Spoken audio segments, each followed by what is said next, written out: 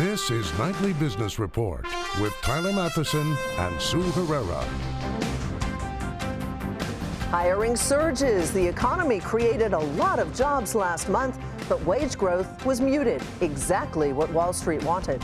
Toys are not us. The iconic retailer could close all its doors, leaving a big hole in the toy industry.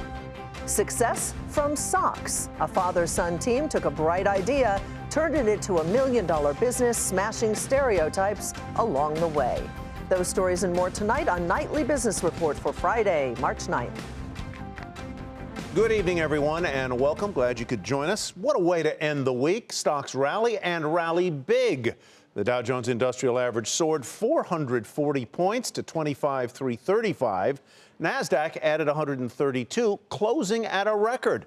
And the S&P 500 gained 47 after the monthly employment report for February turned out to be just what Wall Street hoped for. Wall Street and Main Street cheered the creation of 313,000 jobs, a lot more than expected, and a very steady unemployment rate of 4.1%. Wages were up, but not a lot, easing investor concerns about a rapid acceleration of wages and inflation. Hampton Pearson has more on the rosy jobs picture in America. In February, employers went on a hiring binge, adding 287,000 new private sector workers to payrolls, on the way to the biggest monthly job gain in nearly 2 years. Construction led the way with 61,000 new workers. Professional and business services and retail each added 50,000 new hires. And manufacturing continues to rebound with 31,000 jobs. The unemployment rate remained at 4.1% for the fifth consecutive month because of a blockbuster increase in the size of the labor force, up 806,000, the biggest monthly gain in 35 years. Treasury Secretary Steve Mnuchin was encouraged by news of more job seekers returning to the labor force. Everyone has said, aren't you concerned about inflation, given we're at full employment? And given the tax cuts and the growth in the economy. And my comment is we're not really at full employment because of the participation rate. So I'm pleased it ticked up a little bit. That's a number that I'm very focused on.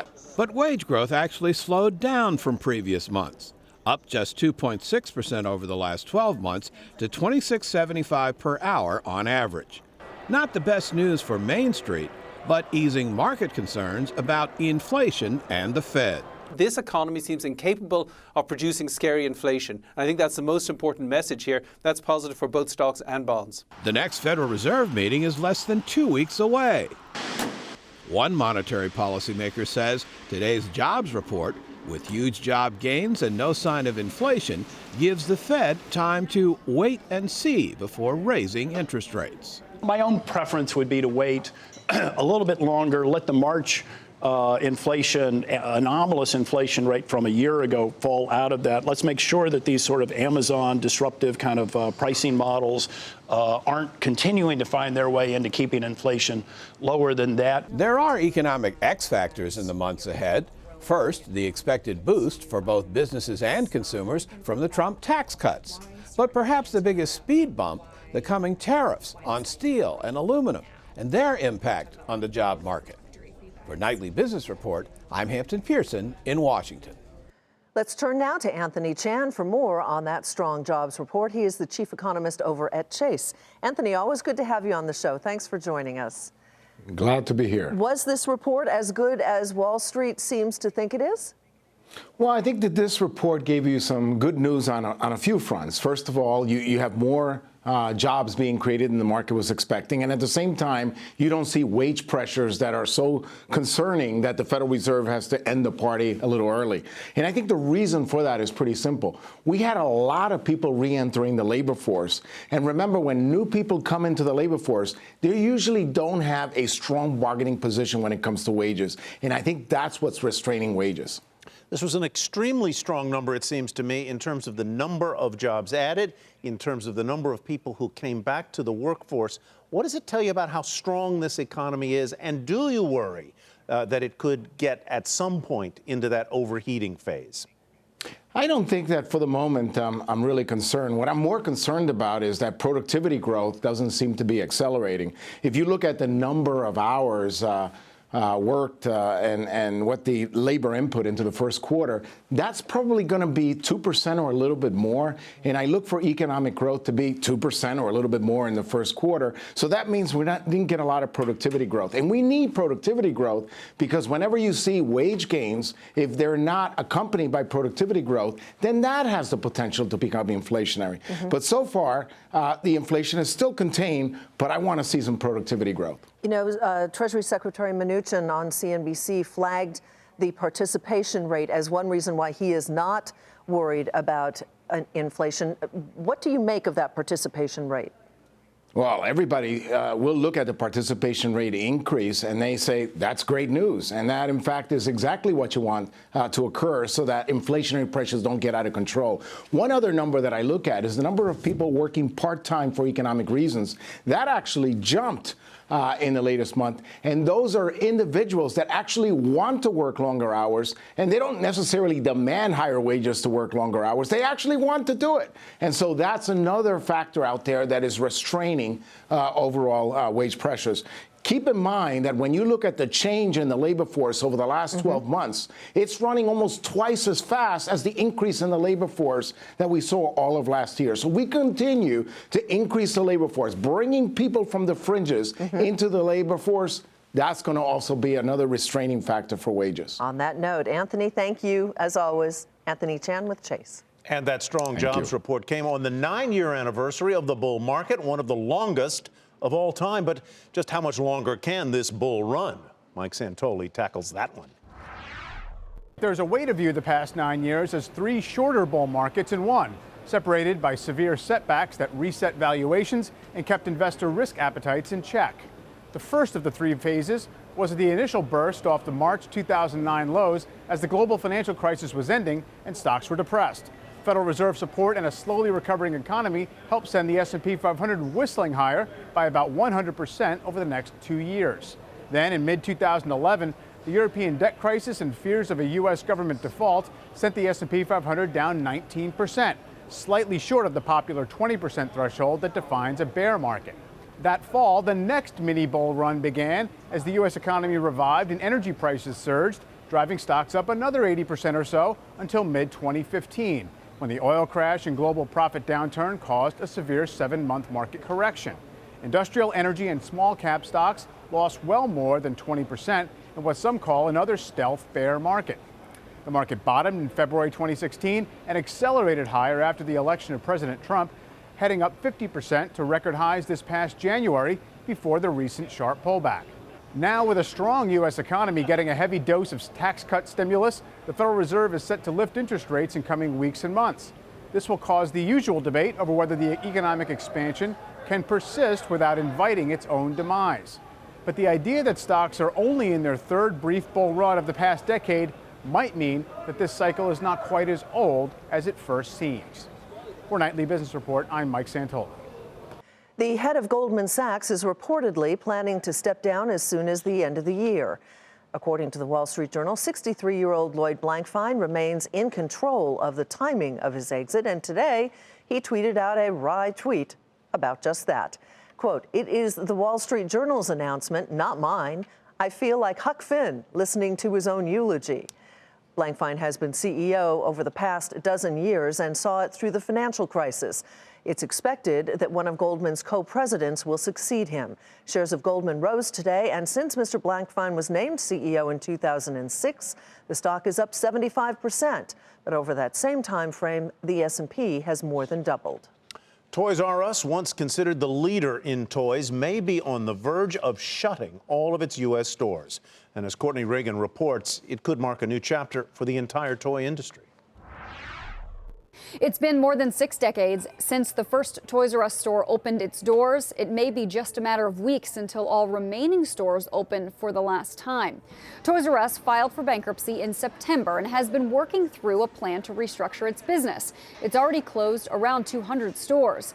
Under the law, companies only get 210 days to negotiate all leases, which for Toys R Us is hundreds more stores. With just over a month left, the toy retailer is running out of time. Bankruptcy experts say if Toys R Us and its landlords can't come to agreements by the deadline, liquidation is all but inevitable. Walmart sells the most toys in the U.S., and KeyBank estimates Target is second, followed closely by Amazon. So while Toys R Us isn't in the top 3, it's still important to toy makers. And at least one analyst is now considering how a full Toys R Us liquidation will hurt. Barclays estimates 9% of Hasbro's sales come from Toys R Us and 8% of Mattel's. It's now forecasting Hasbro could withstand a Toys R Us liquidation better than Mattel. The Barbie owner is early in its own turnaround plan, and a Toys R Us liquidation could be a more significant hit, pushing out a recovery. KeyBank estimates up to 80% of Hasbro and Mattel's Toys R Us business will ultimately be absorbed by other retailers, but it could take 2 years. For Nightly Business Report, I'm Courtney Reagan. Time to take a look at some of today's upgrades and downgrades. Kohl's rating was raised to outperform from market perform over at Cowen. That firm calls Kohl's a great American comeback story, pointing to new products and a new strategy. The price target, $74. Shares today closed up 1% to $62.97.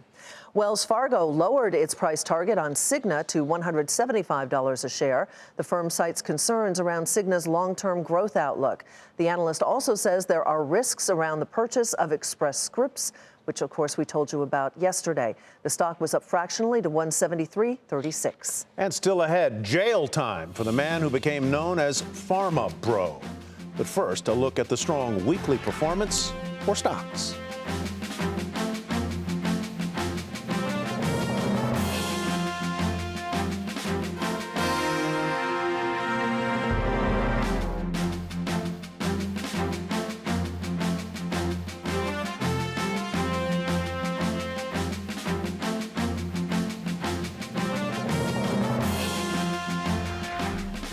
Intel is reportedly considering a bid for Broadcom. According to the Wall Street Journal, the company is considering a range of options in reaction to Broadcom's hostile pursuit of Qualcomm, including a bid for Broadcom itself.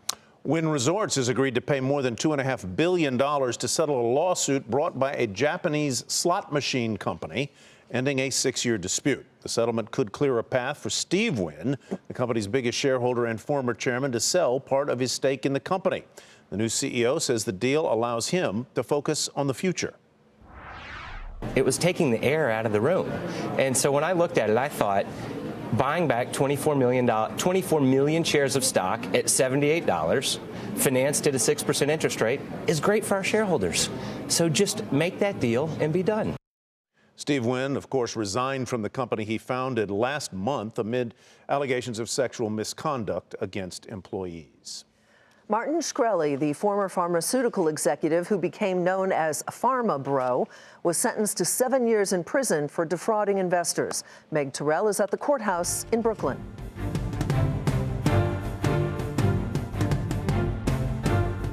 A federal judge has sentenced Martin Shkreli to 7 years in prison for his conviction on 3 counts of securities fraud and conspiracy to commit securities fraud.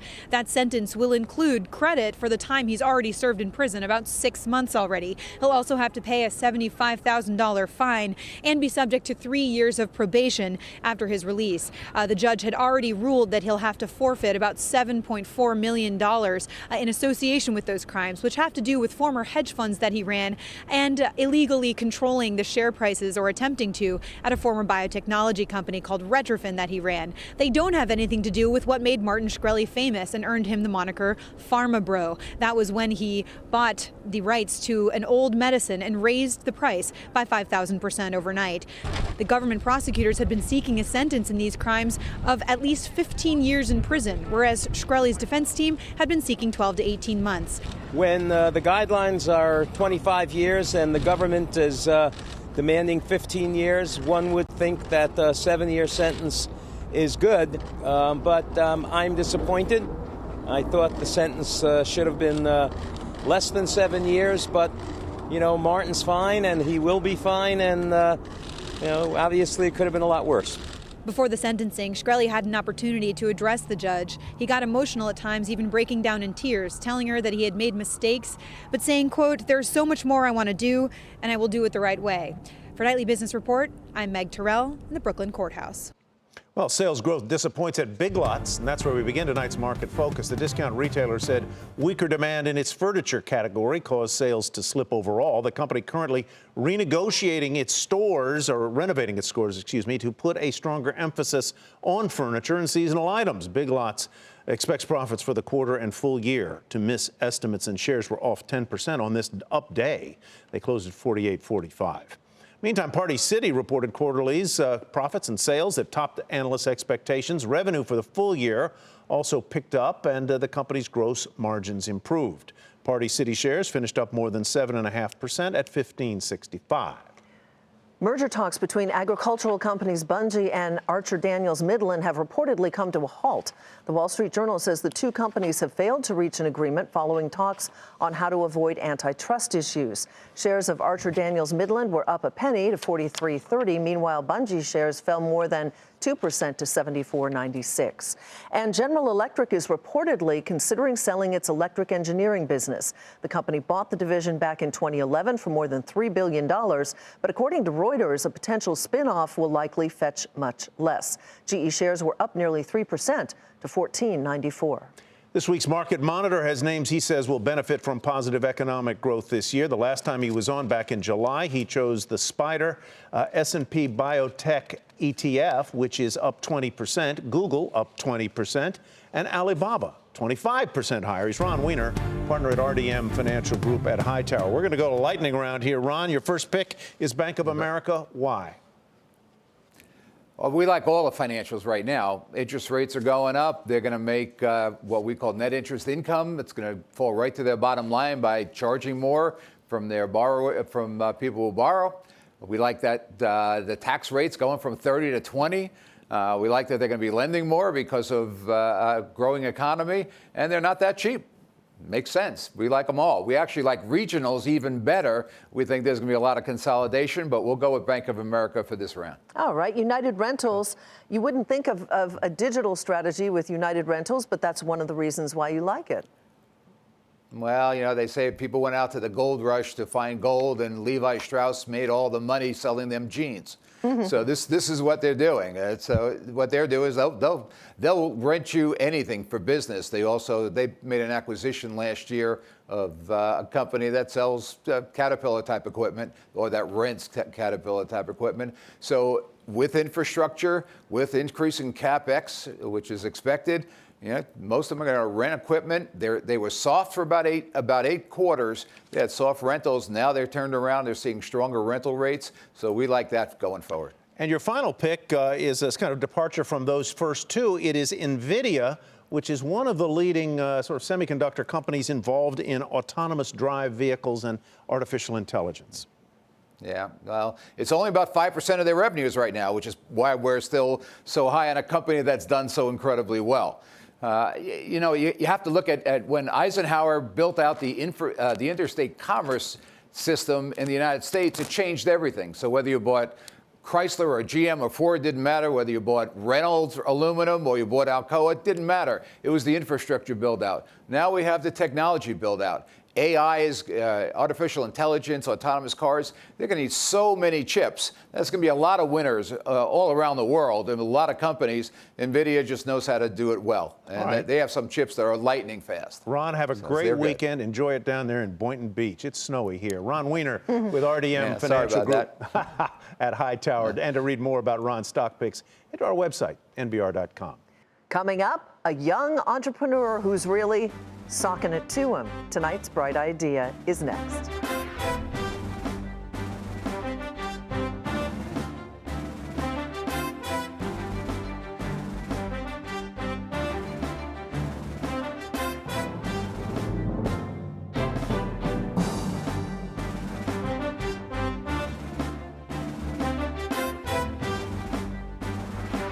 100 years ago, people with the chromosome disorder known as Down syndrome could expect to live about 10 years, that's all.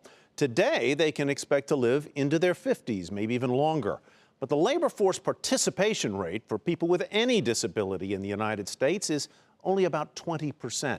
And that's one reason a young entrepreneur with Down syndrome got the bright idea to start his own business, selling socks. Down syndrome ever hold you back? Down syndrome never hold me back. In fact, one might say John Cronin's disability helped push him forward. Starting his last year of high school in 2016 on New York's Long Island, John thought maybe he and his father, Mark, could start a business together. We walked around talking about starting a food truck, but as he points out, neither of us can really cook. Hi, everyone. Instead, John cooked up an idea to sell socks. I think it's fun. I think the socks are colorful, and I like to be creative. John, his whole life, had worn colorful, crazy socks. It was kind of his thing. I like those. John Lemon. John Lemon socks, you like those? For about $1,000, they built a website, stocked some socks, and by December 2016, they were online and in business, selling more than $13,000 worth of socks in a month. John delivered a lot of them himself, along with thank you notes. Going that extra mile is what John is all about. Right away, we had people telling us all the things John couldn't do. And John has spent his life demonstrating what he could do. John, an avid snowshoer and soccer player, also decided to donate a portion of the company's profits to the Special Olympics, a cause he's even lobbied Congress for. People right away saw him as a role model. I had to wrap my head around that because he's just my son. Last February, John designed a Down syndrome awareness sock. For 2018, there's a new version. I did blue and yellow because it Down syndrome colors. Now, among the more than 1,700 different types of socks they sell, the flowers, the sports stars, the presidents past and present, there are socks aimed at raising awareness of autism, breast cancer, and other causes the company donates to. And somehow, John also goes to trade shows to find new products. He participated in a Massachusetts startup incubator, and he's traveled to do speaking engagements. It's been quite a year, and business hasn't been too bad either. We shipped over 42,000 orders, and we did $1.7 million in revenue. But this story is less about dollars and more about what makes sense. John is lucky. Most people with disabilities have few options after high school. It's scary. The next big frontier is employment. John's Crazy Socks has grown to employ 34 people, 14 of whom have disabilities. I go into the warehouse and I pull the sock, and I get ready for shipping. I learn to make new friends. I get along with everyone, and that's what makes me happy. We want the world to see what's possible when you give someone a chance. Things are not segregated here. Everybody works side by side. And it's a better workplace because of that. I love you, Marlon. Love you too. One where going that extra mile comes naturally. We have to succeed. Because if we don't, we're letting these guys down. And we have to show other businesses, you can do this too. What a guy. That new Down syndrome awareness sock has just become available ahead of the 7th annual World Down Syndrome Day. It comes up on March 21st. That's 321, because Down syndrome indicates a third copy of the 21st chromosome. I did not know that, but what a great story. Cool. Really cool. Well, before we go, we have some news to share with you. Ty is taking on a new role at CNBC. He's the Vice President of Event Strategy, among other things. Congratulations, Thank you very my much. dear. However, that also means that he will no longer be the co-anchor of Nightly Business Report. Starting on Monday, Bill Griffith will be joining us every night. I gotta get the Kleenex. sorry. But you know, I've done nothing. I've been accused of nothing that I know of so far. Bill and Sue, you will be happy to know, have known each other and worked together since college days. That's probably 5 years ago at least. Maybe. 5 years ago at least. Congratulations to Bill. To you, my sincerest thanks. To Susie Garib, my sincerest thanks as well. Keep coming back to NBR. It won't change. It will still be the best place to get your business news every single night. And with that, thank you very much for watching Nightly Business Report. We want to remind you that this is the time of year where your public station seeks your support. Have a good night.